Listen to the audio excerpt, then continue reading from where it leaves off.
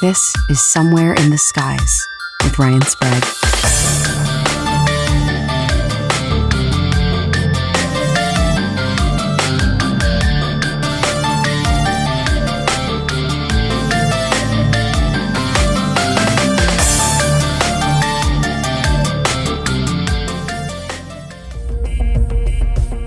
Hey guys, Ryan here. Just taking a moment before this episode to give a shout out to our new Patreon subscribers. My special thanks to the following: Kelly B, Kyle C, Jesse D, Leah W, John McG, Steve C, Phil M, Danny G, Jamie T, Sean McA, Daniel W, Suzanne L, William H, Melinda B, Sally C, Rachel K, and Judith J. Thank you again for supporting the show, and I hope you enjoy your early episode releases, bonus content, and free merch. If you'd like to support the show and get rewards in return, visit patreon.com/somewhereskies. Enjoy this week's episode, and remember, keep your feet on the ground, but never stop searching somewhere in the skies.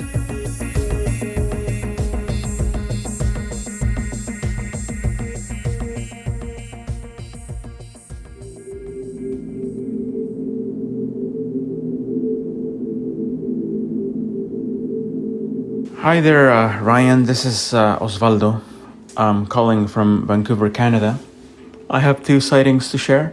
The first one, I suppose, yes, it happened in 2005 when I was visiting El Salvador. That's where I'm from. And in the months of June, July, I was visiting my family. And at some point in the month of July, I had rented out a hut, a very rustic place by the beach. And this portion of the beach is along, the coastline that's really kind of removed, a bit isolated from any sort of development or tourism. It's a beach that's kind of populated by local fishermen and their families, and it's a very rustic place off the beaten path, I suppose, right?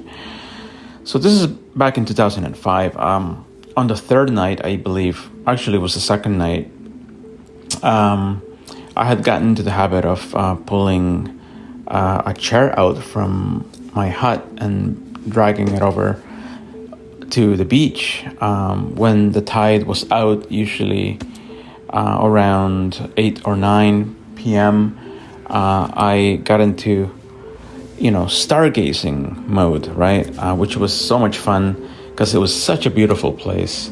That night, it was a starry night. No, cloud cover, barely any whatsoever, right? And I was just really serenely looking up at the sky, into the horizon. It was really dark by then. And the sky is just full of stars. And all of a sudden I see this light that the light became brighter, like it intensified. And as it became brighter, really quickly it just started to shoot down as if it was gonna crash into the ocean. But all of a sudden it made this 45-degree angle upward. And as it did that, it made this flash of lightning. Kind of like, in Star Trek when the ships go into warp speed and they create this lightning at the end. That's that's the closest I can describe what I saw. There you go. That's my popular culture reference for any Trekkie fans out there. Anyway, but the whole thing was about 3 to 4 seconds, and the entire it had this really accelerated movement to it. What was this thing? I really don't know, other than a UFO. This is again 2005. There was no, in a country like El Salvador, our military didn't have anything like drone technology. Even back then, I don't know if commercial drone technology was available back then. But, it's a poor country, so our military wouldn't have that kind of technology. But the movement it made, it was just crazy fast, like all in the same speed. It was not a meteorite. This thing did not burn up. It just, started to shoot down in a very irregular manner. Like it had this irregular jerky movement, but really quick. And it just shot up and it did this, flash of lightning. That's not a meteorite. They don't behave that way. It was not a satellite. Again, a plane. Totally discount that. And totally not a fisherman boat. So I don't know what the hell that was. But I was just astounded. It really, if anything, it felt like it was something out of this world. Because it was amazing. And I just went to bed with the knowledge that I had seen something really amazing. And I put this experience on the shelf for the longest time because, as soon as it happened, I look back and there are no other witnesses. It was just me on that beach. And sure, I could have shared it with my family, but I chose not to back then because, seriously, El Salvador, it's a very Christianized, very Christian country. And, they would have taken my story and just placed it on a, loony bin, hey, man, what were you smoking that night or something? But let me tell you, my mind was totally lucid. I was my state of mind was I was just very serene, looking up at the stars, and then I see this. Before this incident, before this sighting, I was open to the topic of UFOs, but I was never really someone that would go out and investigate it or really get into it, So I put that story on the back of my mind for the longest time until last year, in 2021, which is when I had my second sighting. And second sighting was in Vancouver, Canada, which is where I live now. And so let me paint the scene. Back then, in May of 2021, it was around 10 minutes to midnight. Our apartment is in this block building, and we're up on the third floor, and we have a balcony that's south facing. And in front of us, we have there's a parking lot and these really beautiful tall maple trees, right? That shoot up about, I don't know, anywhere between 180 to 200 feet high, maybe. And then you have a row of pine trees next to them, about 6 or 7 of them, and they're smaller in height. So I'm in my living room, and all of a sudden there is a power outage, and I think to myself, we haven't had one of those in a while. That's okay, whatever.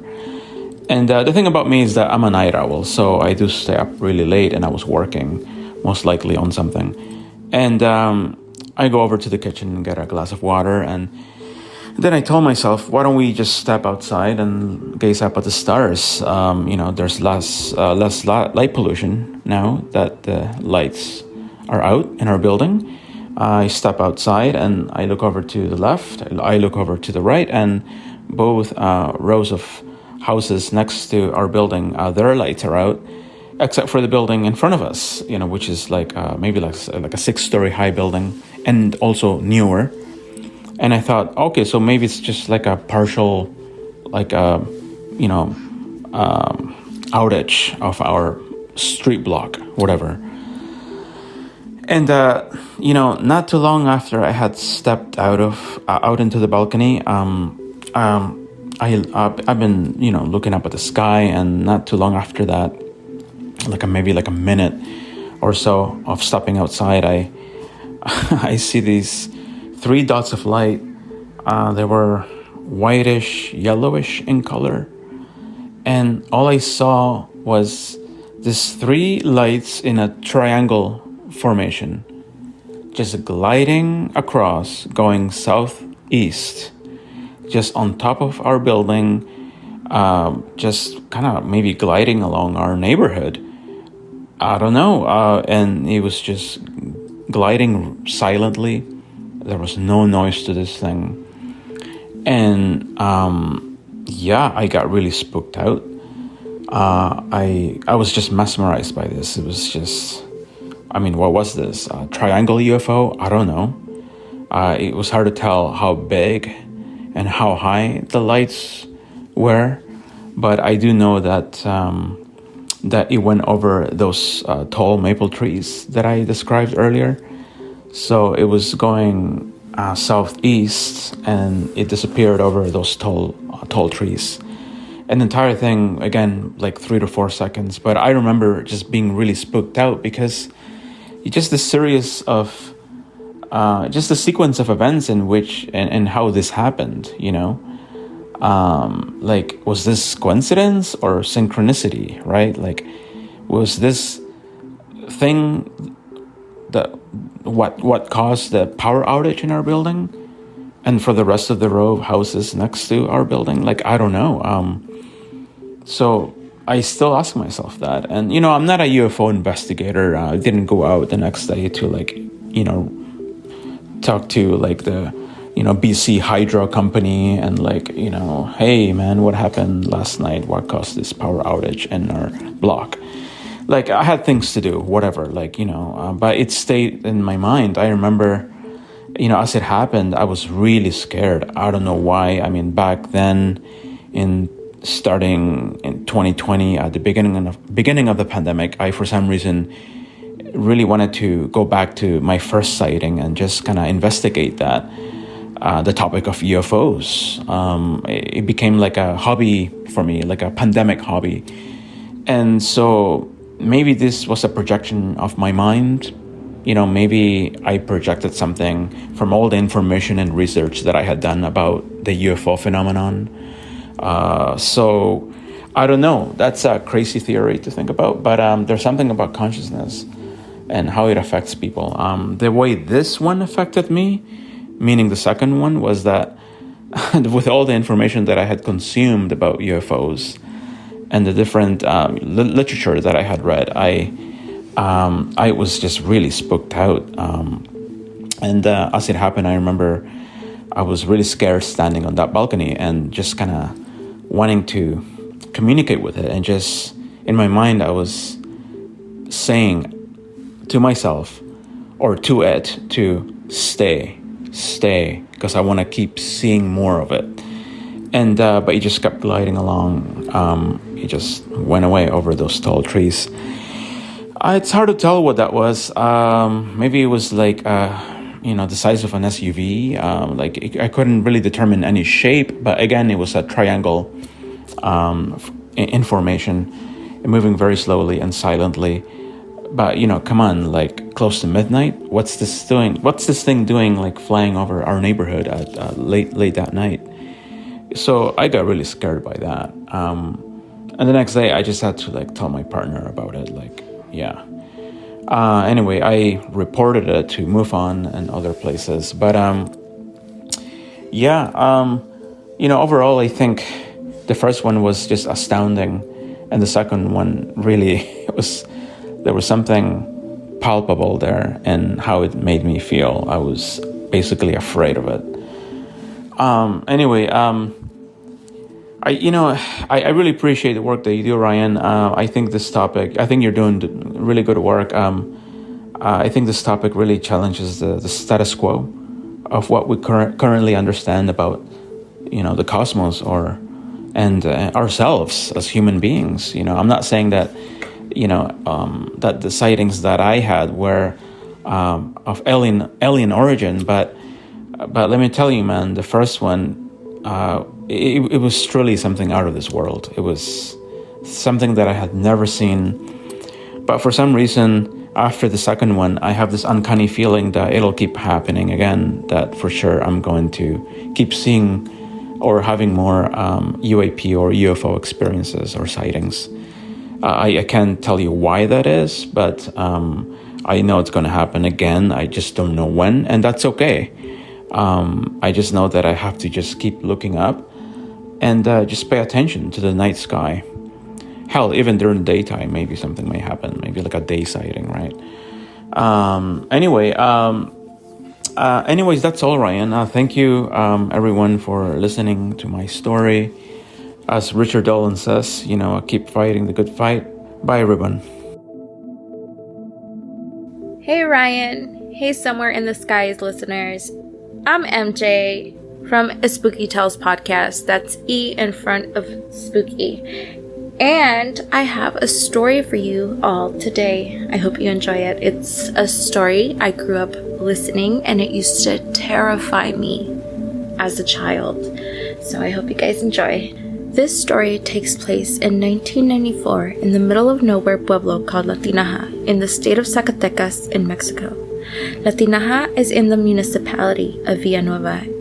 According to the research of this little pueblo, it no longer has residents, and as of right now, as far as I am aware, it's a ghost town. Not to be confused with another little town of the same name within the same state.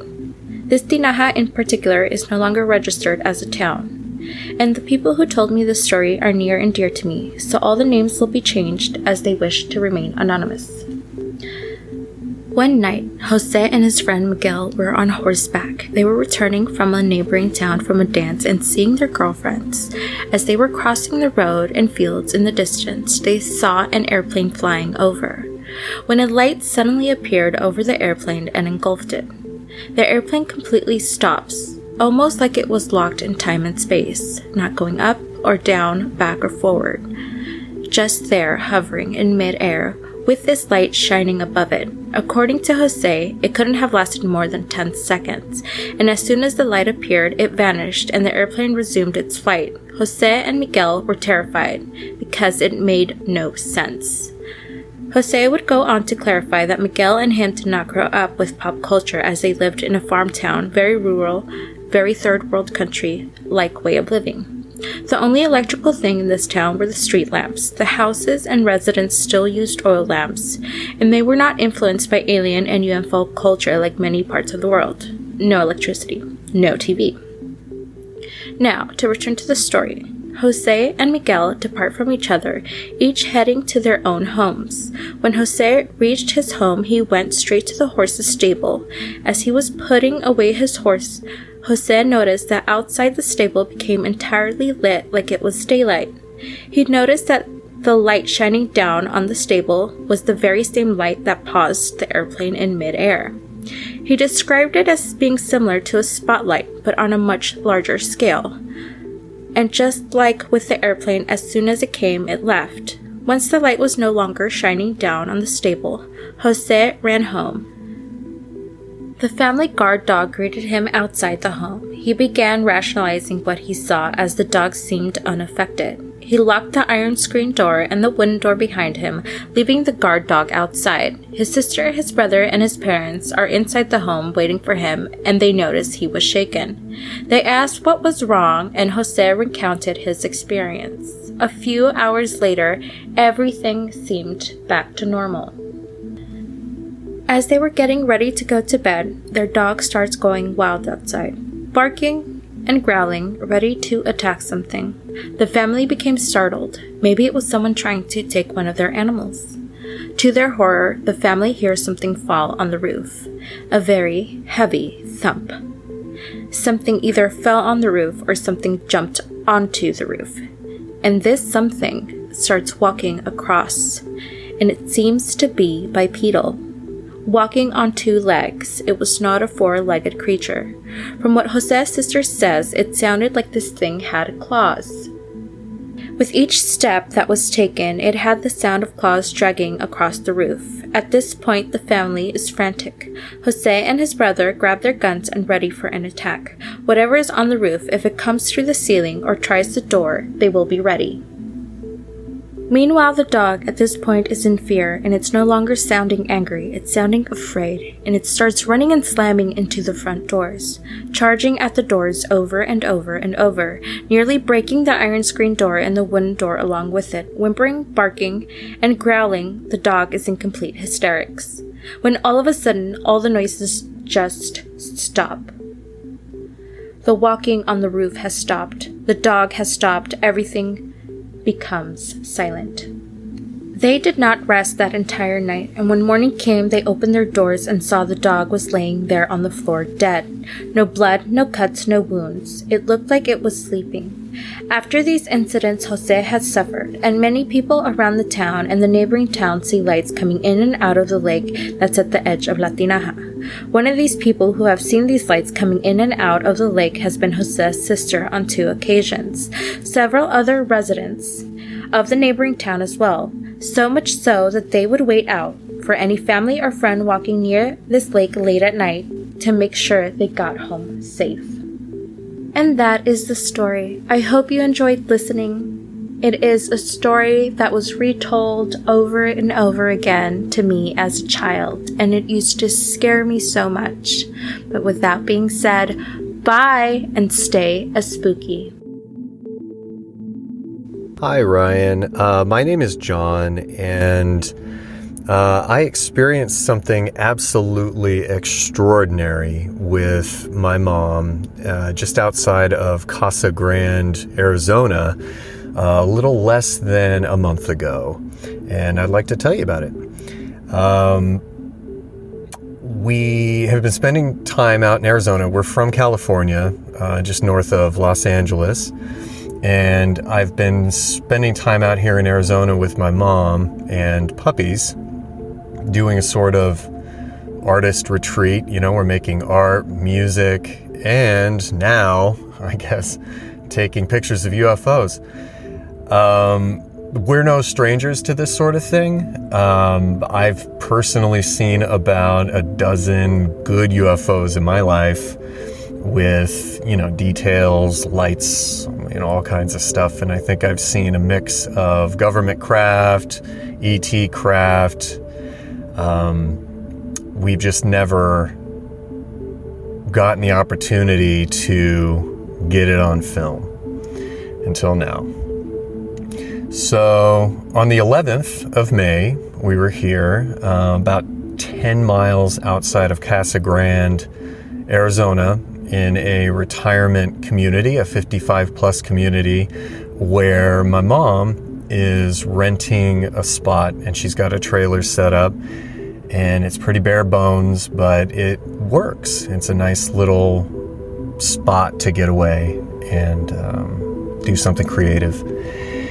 So that day I had come into town to do some stuff, and on my way back, the sun was going down. And here in this part of Arizona, the sky is massive. In California, we have a lot of mountains, and it just seems a lot smaller there. Here, it kind of looks like the sky looks over the ocean. It just, you know, horizon to horizon, it's massive.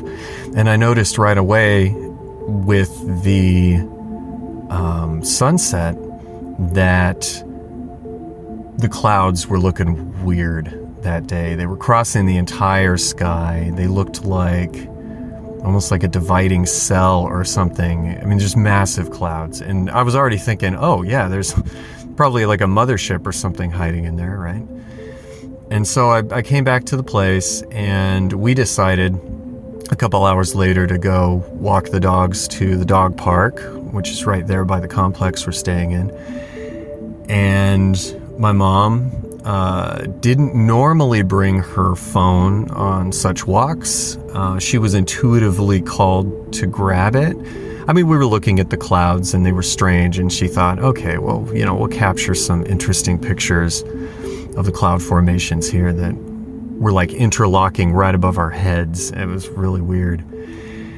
And so she grabbed her phone, and we took the dogs to the dog park, and on our way back is when she decided to grab her phone and snap some pictures of the clouds. The clouds at this point were showing us pictures, so it looked like a sonogram picture of a baby that my mother had lost many years ago, and then it morphed into what looked like a gray ET head, you know, with the big black eyes and that sort of thing. And that's actually the moment that my mom took out her phone and she aimed to capture that. camera. So she takes it out and she points it straight up into the sky above us. These clouds, by the way, they were only a couple hundred feet above our heads, and they were like gliding over us like on a piece of glass or something. And then when we started seeing these images, the clouds were actually coming towards us, like down towards us, towards the ground. It was unbelievable. I've never seen clouds, quote unquote, do this before in my life. And so she snapped 6 pictures over the course of 29 seconds at around 9 p.m. on the 11th of May. There wasn't any light pollution. It was quiet. Everyone in the complex was already asleep. Really great conditions for taking pictures. And she snapped the 6 pictures. We didn't review the pictures at that time. We got tired. We walked back to the place and we fell asleep immediately. And it wasn't until the next morning that we realized what exactly we had caught in these photographs. In fact, my mom almost threw them out. The previous evening, she did see them as thumbnails in her phone, and she thought that there was, like light pollution or something was happening in the photos, that they were crap and they were trash, and she actually almost threw them away. Something inside of her was like, no, just hold on to these. And the next morning we took a close look and were absolutely astonished with what we saw.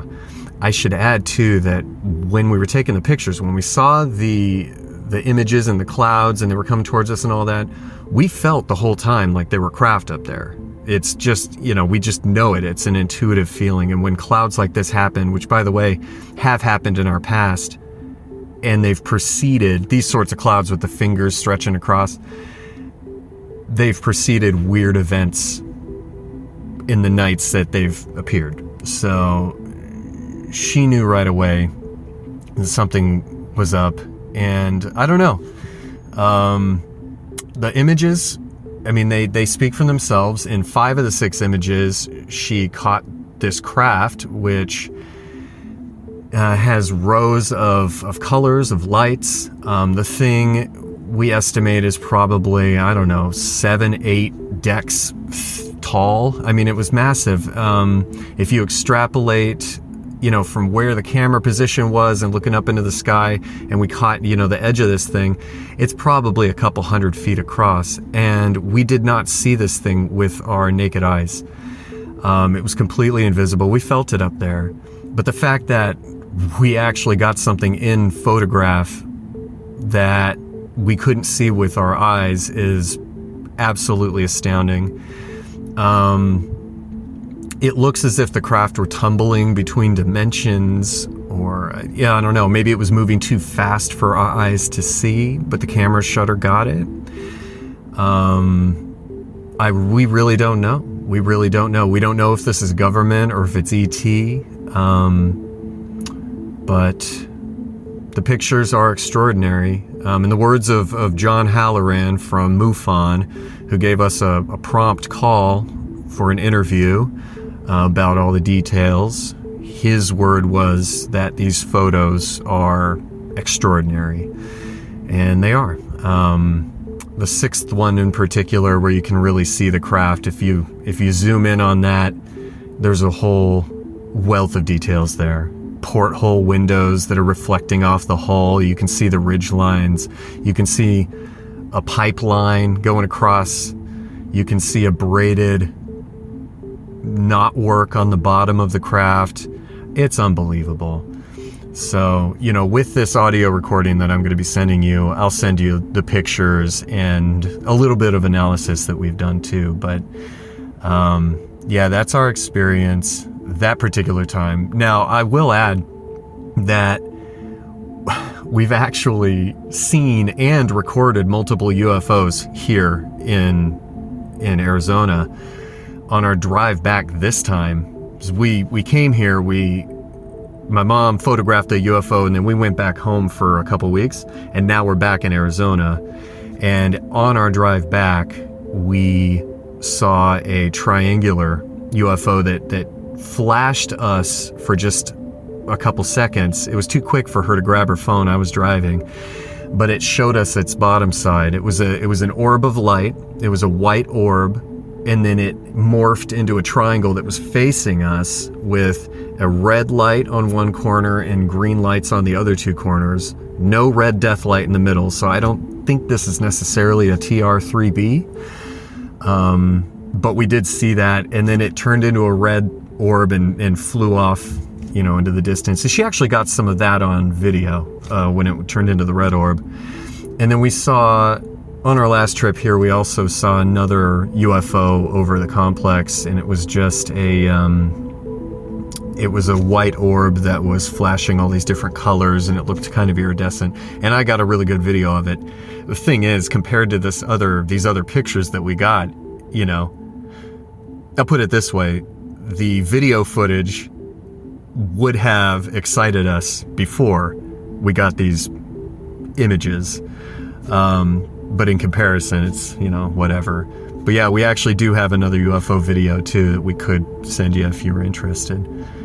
But anyway, that's pretty much the story. I hope I didn't leave anything out. And thank you for taking the time to listen to this. We want to get this out there to the world. We want the world to see these images, but it seems like a lot of people out there can't see it, or maybe they're hypnotized, or maybe the images are too good a quality. Maybe they look like bad CGI or something, and people they take one glance at it and go, yeah, no, it's not. But it's actually absolutely extraordinary, the detail. So, yeah, thank you, and have a good one. Hi Ryan, thank you for having me on Somewhere in the Skies. I'm an avid listener and I can't wait to tell you my story. So my name is Dennis. I live in Southampton at the moment, but I used to live on the Isle of Wight, which is a little island off the south coast of England in the UK. And my story basically was what kick-started my absolute fascination with aliens, with UFOs, with the paranormal, because it was something that I just couldn't explain no matter how hard I tried. I always had a fascination in that side of things, but this really kick-started it for me, and ever since then I've been really sort of like looking for paranormal stories, and it's why I came across this podcast a few years ago, and I listen to it all the time. So I used to take my dog for a walk. We used to go up to this castle in Newport on the Isle of Wight. So as you can imagine, the castle sits way up above the town. It's a very small town. It's the county town of the Isle of Wight. And I would take my dog up there each evening. This was happening in October, so it was fairly dark at this point in time. I like going up there because you could see all around the town, all the lights, and it was really relaxing, really calming, a little bit spooky, but also a great walk. So I got to the top where the castle is, where the car park is, and then just turned to my right where I could oversee the forest to the front of me and the main town below and to the right.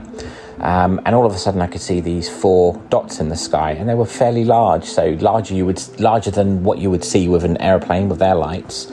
And each one was pulsing in like formation pulsing. So one would pulse one colour, then the next one, then the next one, and the next one.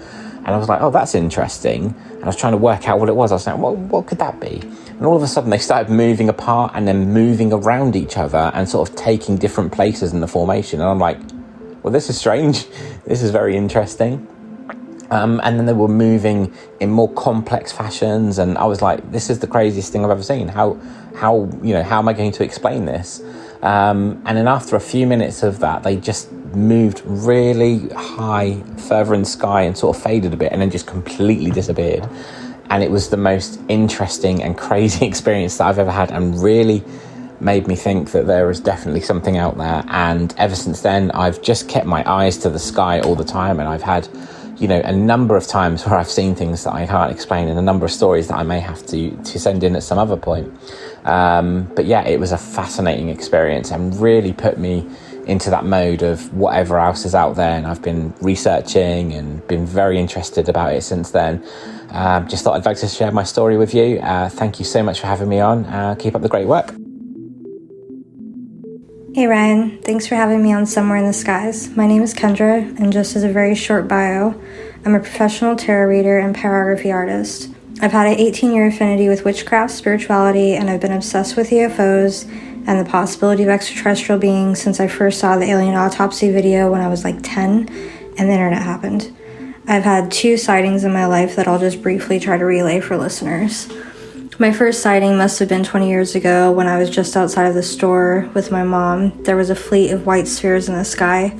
Even as a child, I knew that these objects were flying abnormally, but the coolest part was that they were doing synchronized formations. Fast forward to the summer of 2021 in the Rocky Mountains of Colorado where I used to live. I was outside on our deck looking west when I got a sparkling object flying in a straight path across the sky. I watched it for a few seconds before I decided that it wasn't the reflection of a plane. I pulled out my phone and started recording, and though this is purely speculative, it's almost as if the object knew I started recording because it disappeared a split second later. I knew I had witnessed something substantial because of the way it disappeared, like it just disintegrated. I'm sure many of your listeners have watched the latest season of Skinwalker Ranch, but it was exactly like the UFO that was seen during the laser triangle experiment and dissipated in the same way. I actually contacted Candace from the show because I had never seen anything so similar to what I had seen. I also think it's important to note that Skinwalker was about 4 hours west from my location. Anyway, I filed a report with MUFON, and their field investigator determined that this object was indeed a UFO. I have a split-second video of that amazing experience, but in the slowed-down version of that video, I can see that the object was spinning or pulsating, and that it did indeed just poof from existence. For me, even as a child, I've never questioned the possibility that we are not alone in the universe. After spending years as an amateur researcher regarding this subject, I feel like we are at the point of beating a dead horse. The evidence is stacked, and I'm hopeful that peaceful disclosure will happen during my lifetime. I also feel like humanity is at a tipping point, and regardless of how much us UFO nerds want the world governments to come forward, we really need them to. Take from that what you will, but I think it is really important to navigate the future of this subject without bias and without fear. Mars isn't attacking. So that's my little UFO story. Thanks again for having me on the show. Hello, Ryan. My name is Will Murray. I'm a professional writer and novelist. In the middle 2000s, I was coming back from a writing assignment in Vancouver, Canada, and flying over the continental United States in a passenger plane. I was seated in a window seat on the starboard side of the plane. I had been reading a book and put it down to give my eyes a rest and started staring out the window. It was a sunny day, and there were a number of clouds marching along in the sky. One cloud in particular drew my attention. It had the shape of a derby hat, essentially a large dome, probably 5 or 6 stories tall, and sitting on a cloudy-looking plate. But what drew my attention was that on either side of the dome, jutting out at equal angles, were these 2 vaporous horns or jets. They weren't moving or anything, they were just frozen vapor. And there was something about the symmetrical look of the cloud that captivated me, so I was watching it. And as I watched it, my eyes went to a small black object about the size of a helicopter that looked like an oblong pill. I remember at the time thinking it looked like a time-release capsule, except it was shorter. And I asked myself, what is that? And my mind did what exactly the Navy female pilot years later who observed a Tic Tac did. I kept trying to pattern match it with something I recognized. I asked, is that a helicopter? But of course a helicopter can't fly that high. They don't pressurize them. Then I thought, is that a small plane? But it had no wings, no portholes, no external engines. It was just a black oblong, approximately the size of a helicopter. A small helicopter, I guess. And it seemed to be passing in front of this cloud or approaching it. It was not moving very quickly. Normally when I see a small plane flying when I fly commercial, the small plane moves pretty fast. This was loafing along, a little like a blimp, but they don't make blimps that are pressurized, and even if they did, I suppose, it would still need some externals to make it look like a blimp. I watched this object for approximately a minute or so, and even though I had a cell phone in my pocket, I didn't think to pull it out and take a picture. That's how quickly it happened. And once we passed the object, I kept asking myself, well, what was that? Now, I've had an interest in UFOs since the 1960s. It's been an on and off interest, and I've always wanted to see one. And even though apparently I did see one, it was several days before I decided in my mind, yeah, that's what it had to be, some kind of unidentified flying object, because it didn't look like anything that should be up at 35,000 feet or so. I should mention that a very few years before this, I had trained with Dr. David Morehouse in remote viewing, and he ran us against some targets of this type, which awakened or reawakened my interest in the subject a little, but I don't think there's any connection between the two events. How I feel about it now is that I clearly saw a Tic Tac, even though the Tic Tacs weren't in the public consciousness at that time. And I would think I was confused because I thought that UFO shapes typically were saucer or spherical or egg-shaped or cigar-shaped, and I don't recall ever reading about one that was pill-shaped, but here it was. I think in my mind at the time and now to this day, I associate the black object with the cloud as if there was a connection with it. This may be a bit of intuition, I don't know, it may be imagination, but it seemed to me that the black pill was moving or gravitating toward the cloud as if there was something inside it wanted to connect with, or it wanted to hide in it, or something. One could use their imagination and say, well, maybe there's a larger ship inside the cloud, and the cloud has that shape to mark it as an unusual cloud so the black object could find it. But I would think any advanced craft at that time wouldn't need such a visual identification. But nevertheless, I connect the cloud with the object in a way I can't fully explain and certainly can't verify, except it was the cloud in its unusual configuration that first grabbed my attention. That's it. Thank you. Hey, Ryan, in the Somewhere in the Skies podcast. My name is John, and I am excited to finally detail a couple incidents for you all. I know time is limited, so I'll try to make it quick. So I was 18 in 1985, living in Angel Fire, New Mexico, the Moreno Valley, and it's a north to south valley with the tallest mountain in New Mexico, Wheeler Peak, looming over it.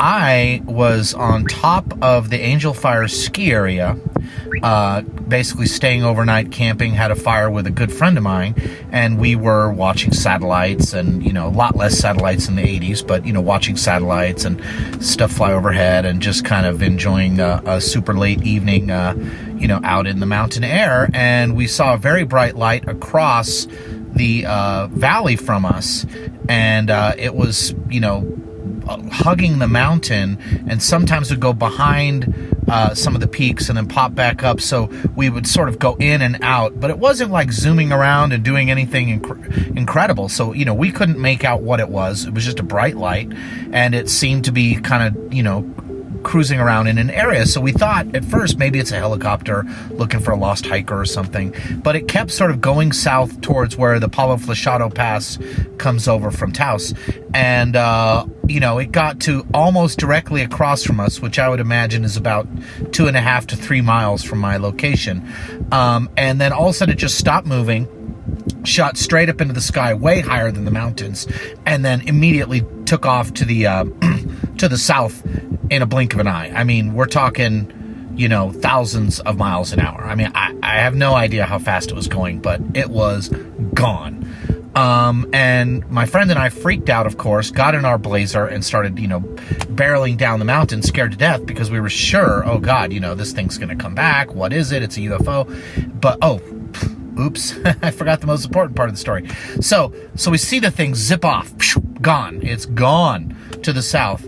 And then we see two lights to the very north of the valley flashing, and they're coming very fast in our direction. And all of a sudden we hear the jet noise. And they must have been F-16s, because they had full afterburners. They only had one jet engine, and they were hauling from the north in the direction. And this is like 2, 3 in the morning, very loud, must have woke up the whole valley, rages through the valley in the direction of this craft, but the craft is long gone. So my friend who was with me, his parents were divorced. He was living there with his mother in Angel Fire, but his dad was an Air Force, colonel or something, but he worked in the Air Force, and he did, it wasn't SR-71, but he did some sort of test piloting stuff. And so he went to go visit his dad, and he told him about our sighting and asked his dad about it. And his dad just was like very deadpan and was like, son, you're not crazy. You saw what you saw. This is the most highly held secret in the entire military, and I don't want you to ever talk about it again. And so to this day, when I talk about it with him, he gets really cagey. He doesn't like to talk about it. And that was my first interaction with a UFO that I saw, and it was being trailed by Air Force jets. So, here I am, 18 years old, and this situation really blew my mind. I mean, I didn't know what to make of it, except that it pretty clearly in my mind created the thought that, okay, well, A, UFOs are real. B, the government obviously knows about them because, and they can track them on radar, because those jets never physically saw the craft because they never got close enough. It was long gone before they came in. So that means they had to be tracking it on radar and had to be vectored in to the very location. So it made me know, okay, not only can we track the UFOs, do the military chase them, but that we're outclassed by them, obviously. I mean, they were completely outclassed, and the government is hiding this knowledge. So that was the start for me when I was 18, realizing, okay, wow, UFOs are real. The government knows it's a cover-up. The military, is outmatched.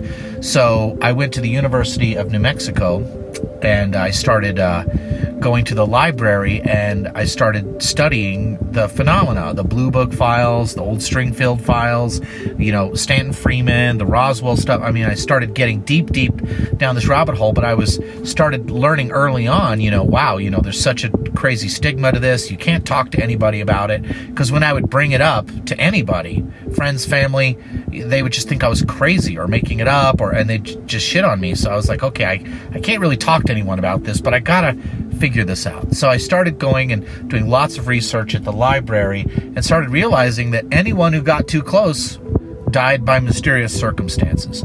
So when I started learning that people who got too close to the UFO topic and got really deep in there were getting suicided, or mysterious car crashes and this and that, I became very nervous about what I knew, who I could talk to about it.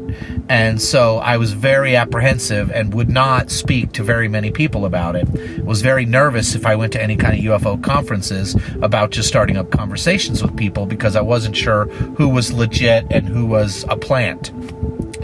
So then I got married in the mid-90s, 95, and I had known my wife all through high school. So we're together, and I start telling her my UFO story. Now, I've seen a few other things, a couple other incidents over the years that we won't go into here, but so I'm bringing these up to her, and, typical people think you're crazy. And she's like, yeah, you saw UFO. Okay, I'm sure. Yeah, right.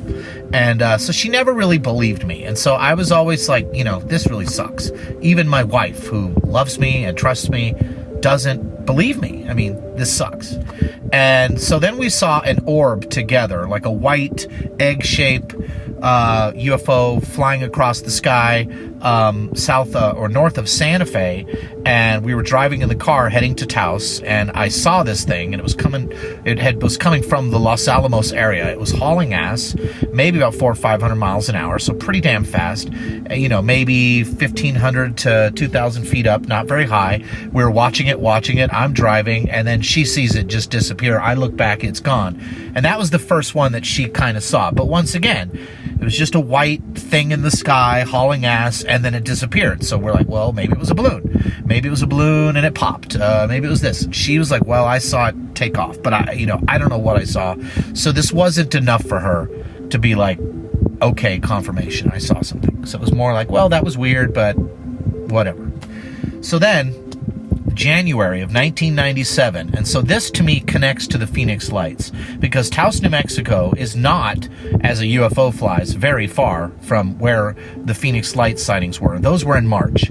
So I'm talking late January, in the, I don't know, maybe the 27th-ish, around there, a week before the Winter X Games, because that's where I was headed. We see in Taos, New Mexico, a very bright light come around Taos Mountain. It was nighttime, but it was dusk, so that in the west there was still light in the sky, so you could see the outlines of the mountains and clouds in the distance, whatever. But directly over me, pitch black stars. But you could see the outline of Taos Mountain, and lower than the mountain, so it had to be around 2,500 feet up. I mean, it was not higher than the mountain. It came around the mountain, was this very bright light. And my wife's in the car with me, and I had a video camera with me, and I'm like, oh my God, what is that thing? What is that? Let's look at it. And so we keep driving towards our house, which we're getting closer and closer in El Prado, New Mexico, and it's coming right towards us. And there's a lot of cars on the street. I mean, other people, no one seems to be noticing this thing. It's just a bright light. There's no shape. And I'm like, what is this thing? It's coming right at us. And so pull off the road into my driveway. I jump out, I grab my video camera, turn it on, and battery's dead. Freaking dies. It's dead. So I don't get anything on the camera. And then I look up, my wife's right there, and flying above us is the biggest freaking thing I've ever seen in my life. I mean, it was so huge. I mean, it was at least like 3 aircraft, like carriers. I mean, it was giant. It blocked out the stars as it went overhead. I was mesmerized looking directly up into the bottom of this craft, which was just like warping lights, colorful kind of rainbow lights. It looked like, the heat shimmering coming off of a hot cement. So the heat was shimmering, so the lights were shimmering, and I was just like aghast as this thing blocked out the sky as it went completely over our head, silent as the night. It went right over our head and then kept going over towards Taos Pueblo and over the mountain. So I'm like, oh my God, you saw that. And then all of a sudden we hear, and coming up behind it, come in the same basic direction, 2 more fighter jets. And they're following it, but this giant thing is not going very fast. It's not trying to escape. It's not accelerating away. It's just staying on its same trajectory and its same path. And these fighter jets go right over us loud. And they're heading towards it, but they're catching it. So they peel off because they didn't want to overtake it, it seemed. They didn't want to fly over it or catch it. So they kind of peeled off, and then both the jets and the thing went over the mountain, and we couldn't see them anymore. And I was just shocked and dismayed and so excited that I had seen it with my wife. I was more like, oh my God, see, look, I'm not crazy with her than I was even blown away by what I had seen. Now, I pictured it as a triangle, but I wasn't really looking at the details of the shape. I was mesmerized by the lights underneath and just the size and the quiet. It was so quiet as it went over. But my wife said she was actually looking end to end, trying to figure out how big it was and what the shape was. She said it seemed like a giant boomerang, but possibly triangle. But a month and a half later, when the Phoenix Lights went off, I mean, we both were like, oh my God, that's exactly what we saw. So I don't know if it's a precursor to the Phoenix Lights. I don't know if it was the same craft or what, but it was giant. It was quiet. It was triangular or boomer shaped. You could have landed freaking airplanes on the top of this. I mean, it was so huge. So that is the basics of my two big stories that include fighter jets. Only one of them had any kind of acceleration or what Lou would call the 5 observables. My first one in 85 that's kicked it all off. But these things are flying around out there. Our military is aware of them. To me, there's not an issue of proof or belief. I've seen this stuff, so, I know it's real.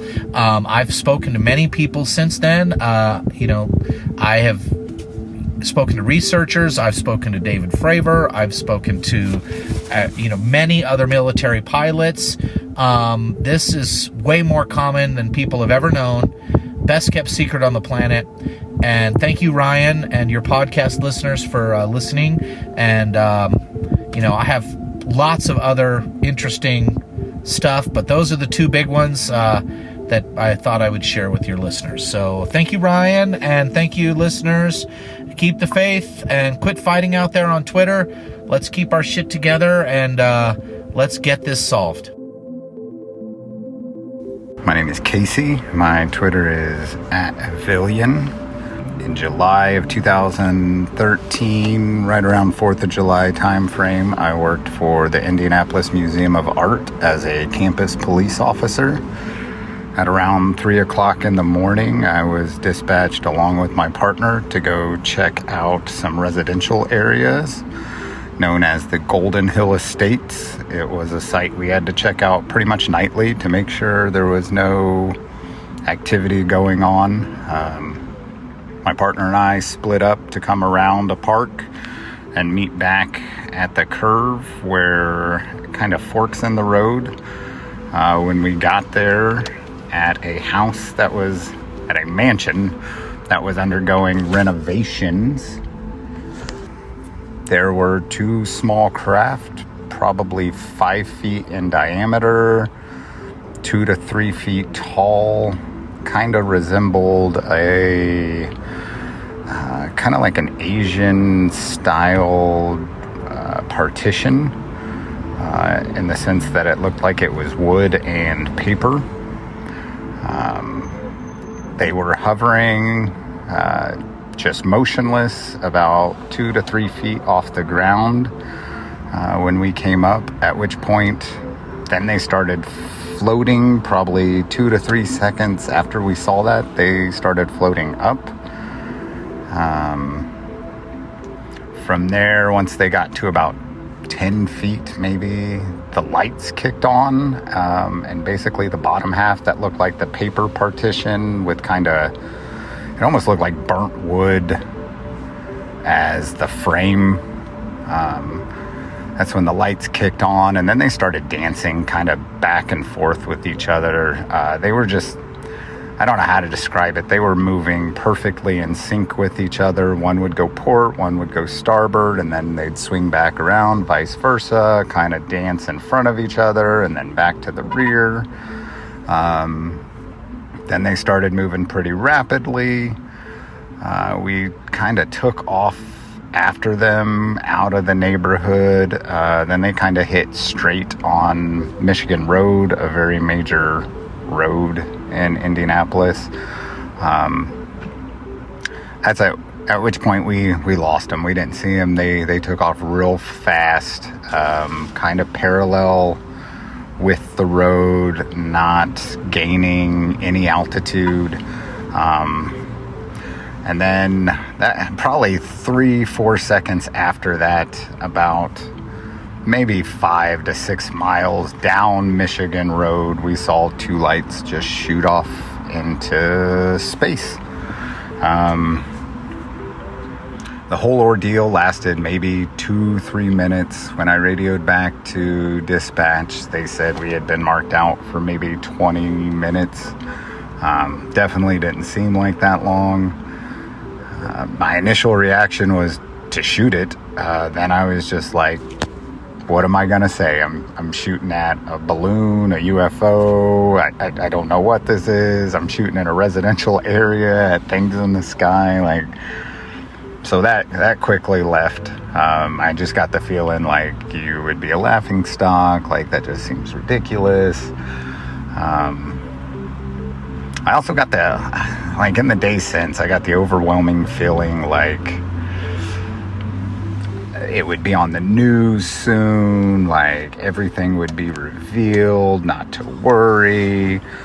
My partner even called me a couple weeks later and was like, what do we do about it? And I was just like, I don't know, so let's do nothing, pretend it never fucking happened, and move on with life. And that's what I did for several years.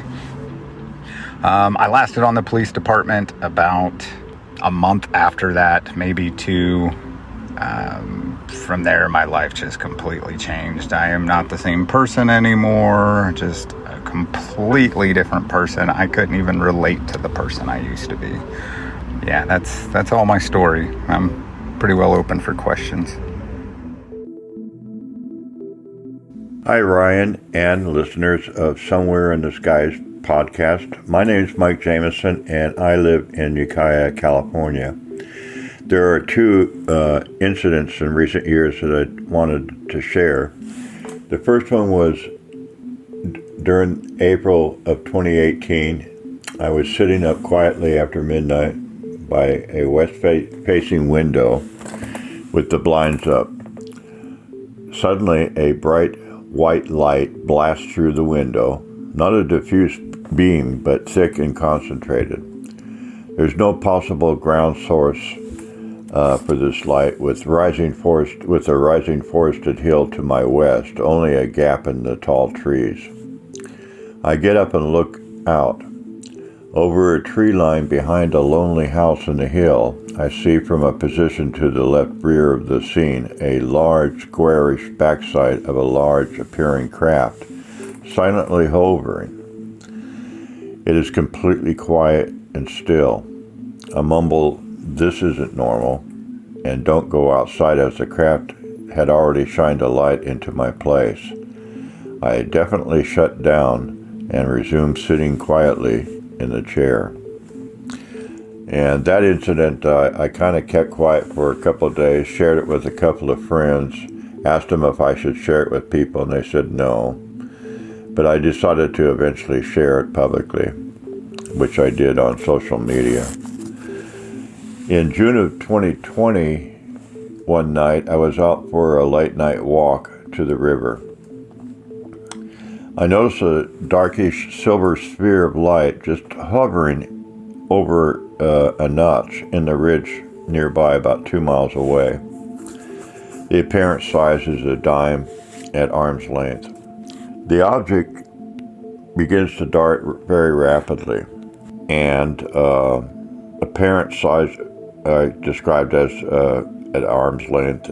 The object begins to dart very rapidly over the area of this ridge and then comes to rest again just above the ridge. Then it slowly ascends at a 45-degree angle, a couple of 100 feet up, and then stops. After a minute, an identical object just suddenly appears about 100 feet to the right and a little above of the first object. Now I'm completely stunned. Both objects now elegantly descend in tandem and hover over the notch in the ridge. I get excited, raise both arms, and think loudly, "Come here." Surprisingly, they both flare up dramatically. At first, it looked like they were edging forward, but no, that's not what was happening. A little bit later, the original sphere just instantly disappears, and I see a pencil dot-sized light manifest over a different ridge to the south a few miles further away. Then the second object does this.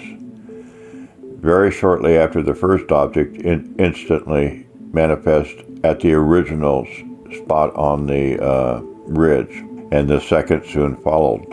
They do this back and forth several times, spanning a significant area, evident with my side-angled view. and then they are gone. Back home a few minutes later, I checked Flight Radar 24 and see nothing in the general region. This is during a time when the nearby Ukiah Airport was fully closed for runway appears. Thank you for listening. Hello, Ryan. My name is Frank. I'm an attorney from the Philadelphia area, and my personal encounter with a flying vehicle or whatever occurred around 1977. My rock band was playing in Wildwood, New Jersey in November of that year, and we finished at 2 a.m. and my bandmate and I drove back from Wildwood, New Jersey to Philadelphia.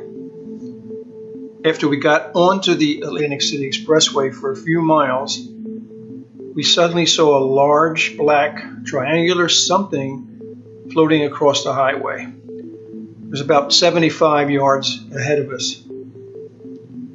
At that point, my car engine ground to a complete stop. It was about 3 a.m. and no other cars were on either side of the expressway that night. So my buddy Rich and I jumped out of my car and watched this thing literally float across the road. It looked like it was about 5 miles an hour. There was a light on each point of the triangle. And then we watched it disappear over the tree line at the far lanes of the expressway and was gone. And we looked at each other pretty shocked. And I guess in the back of my mind, I thought it has to be an experimental plane. But when we got back into my car, I turned the ignition on and my car started right up. So we looked at each other and started laughing, like in disbelief. So the next day, or later that day, when I woke up, I called the FAA. And I finally got through to a lady who, after I told her what happened to us, she said, well, we haven't had any other reports, but if we do, give me your number and I'll call you and let you know. Well, that never happened. So in my mind, I figured, well, it has to be an experimental plane. Because there's been an air base outside of Atlantic City for years, so I figured it had to be an experimental plane from the air base outside of Atlantic City. So for years, I never mentioned what happened to anybody other than the guys in my later band, because I wrote a song about it maybe a year later, and we performed it in Wildwood, actually, in 1978.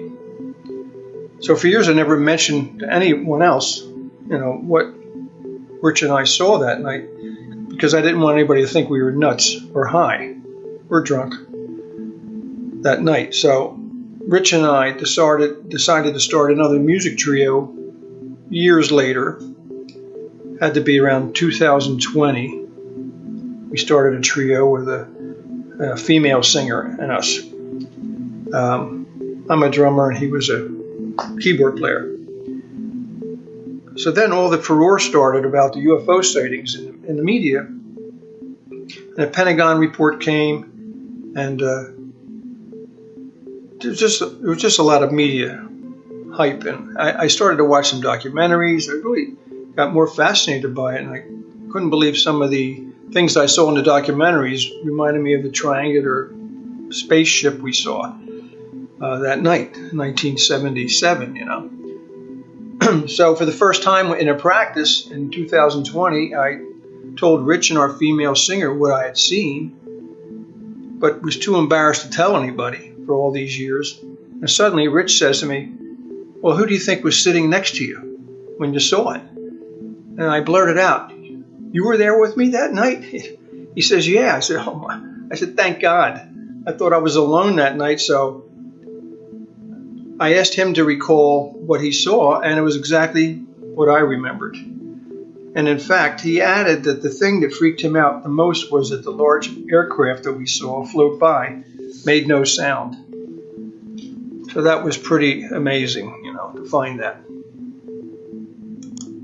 Thinking about all of it recently, I always felt like there was obviously superior intelligence in the galaxy. And it's not a surprise to me, given the size of the universe, that we could never really think that we're alone. And so with all these documentaries, I really felt like, what we saw that night was probably a UFO. That's how I feel about it. And especially when I saw the Navy pilots on 60 Minutes come out and show the videos that they saw while they were flying on a mission or whatever in practice in California.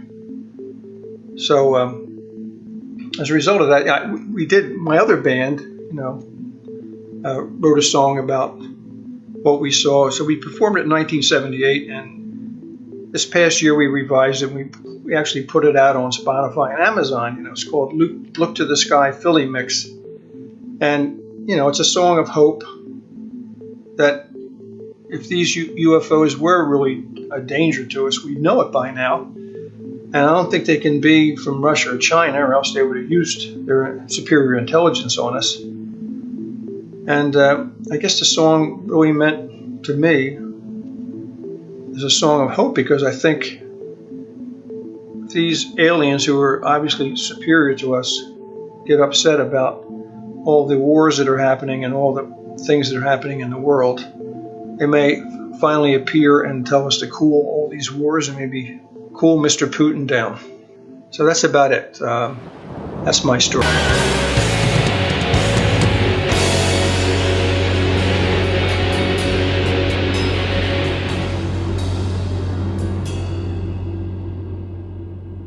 Somewhere in the Skies is produced by Third Kind Productions in association with the Entertainment One Podcast Network.